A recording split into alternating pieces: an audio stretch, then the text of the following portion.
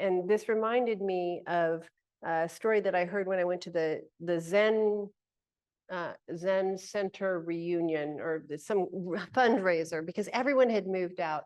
There was somebody who, and I guess, I don't want to get too political, but an abbot that was running things in a way that not everyone loved, we'll say. And there was one woman, and so all of these people moved out. And I met this woman, and I was with a friend, and the friend said, "Oh, you didn't move out. Why didn't you move out?" And she said, "Because my allegiance is to Zen. And so my allegiance is to staying in the game, on the field, and setting things right. I don't have the option of disconnecting. I don't have the option of going to another platform. I don't have an option of taking my toys and running. I don't have that option because I'm true to Zen." And so what happens when we're true to the deeper principles and we can't run from each other? I think this is the initiation that as a people we're going through.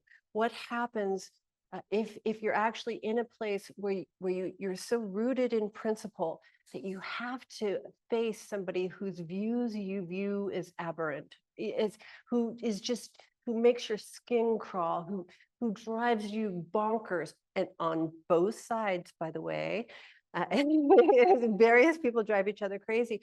What would happen to us as a people, and how would we mature if we made our position to be to stay in the game with each other and work out the various pieces? One of the reasons that you move into the Zen Center is that one of the best reasons I heard, and one of the best reasons for communal living, is that you have to rub up against people that you don't know what to do with them, or you don't like, or you never normally encounter.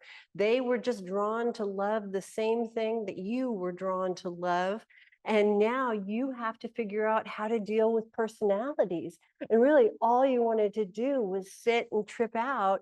And there's still 6 or 7 hours of the day where you have to be cooking next to someone. And if anybody knows Ed Brown, a real fiery one, for example, who gets under people's skin. And you have to learn how to work with each other. We have to learn how to do that. And in my mind, we've lost the plot line. The plot line is turned toward each other, and we keep using these occurrences to turn away from. And I feel like what the Bernie piece said to me is that is one of the most deeply principled people on earth in my mind, because he crossed an invisible line. His principles were so strong, they drew him over to keep what he most deeply believed in sacred. And so I that's just my view.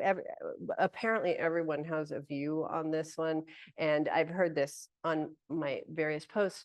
So what I'd like to say is, oh, if you have a view, I think that's great. And there's a way that that's our work.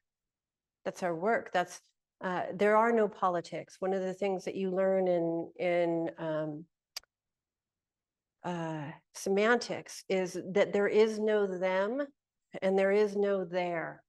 That whatever that is made up of component parts.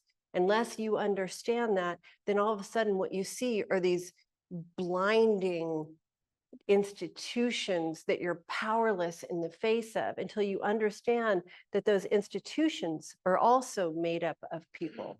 We learned this when we had the prisons to monasteries program, and it hit me, oh, we set up this program for the people who were incarcerated originally, but those people who were incarcerated are incarcerated with officers.